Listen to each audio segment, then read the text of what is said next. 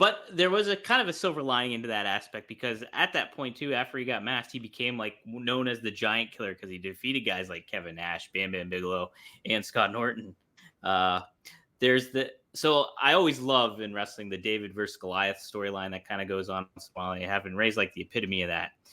Yeah. Do you overall like that type of story in the ring too? And do you think there's like a certain amount of believability that can come with it, or like your philosophy wise with when it comes to that kind of stuff? A small guy fighting a bigger dude like that is. It's kind of like what Spike Dudley did, right? When he'd be fighting Bam Bam Bigelow or anybody, Bubba Dudley. It's like how they built X Pac, right? Because X Pac was a small dude, Yeah. but back then, him doing the moonsault off the top rope was to a standing Scott Hall was such an unbelievable athletic move. That was the finish. Right. He That was did it. That's how he beat him. he caught him 1, 2, 3. And it was like, whoa, this kid is small, but look at them moves. Yeah. It wasn't as hard to stand out with athleticism back then. The standards and expectations were a lot lower than they are now. And that's what you do. Every match is a story. Mhm. If the two guys have a serious physical difference, you're not normally going to ignore it. It's going to probably be a factor, you know? So there's that. And I'm not just, I mean, I'm not saying you can automatically tell what the story is. You know what I mean? Like if it's you versus Adrian Adonis, you're not just saying, okay, well, this guy dresses like a woman, he's going to be a bitch because he'll fuck you up. You know what I mean? He'll fuck you up good.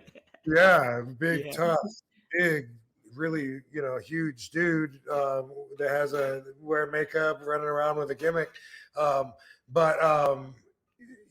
when there's definitely if I'm fighting One Man Gang or Bam Bam Bigelow, maybe Bubba Dudley. I don't know. That the size is always a factor. Especially if I'm wrestling someone smaller like Little Guido or Spike or someone like that. I don't know, say Red. What's that dude's name? Red. Amazing Red. Amazing Red. Amazing Yeah. Red. Mm-hmm. He was Yeah, great. like he did a cross body from the ring to the floor on me, right? Yeah. And I just caught him, and it was like I didn't have to, like I just knew I'd be able to do that. You know what I mean? Yeah. It's like I'm sure I'll be able to catch him, so I don't need to worry about that or practice it or whatever. And we just that happened in the match. He jumped over, boom, I caught him and I put him on the guardrail and did the leg drop on him. That's going to always be a factor, just like it's a match. If a guy is like the strongest man in the world and you're fighting him, his strength is going to be a big part of his story. If the guy's really fat, if the guy's really skinny and slippery and snaky, if the guy is smooth, if he's jacked, whatever, that's always going to be part of the story. So, when it comes to someone really small like Rey Mysterio beating big guys like Kevin Nash and so forth, you got to do it right to make it. It can happen though. It can, that's the thing is like you gotta get into that frame of mind where instead of being like, no, that was stupid. Like, yeah, that could happen.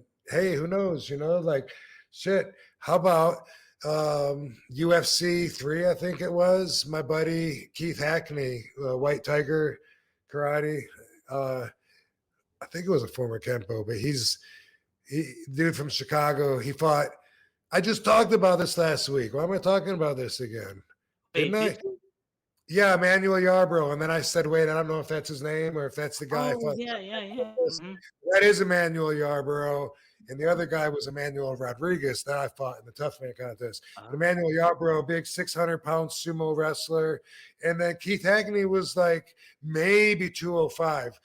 I think it was 205. Could have even been as light as like 190-ish.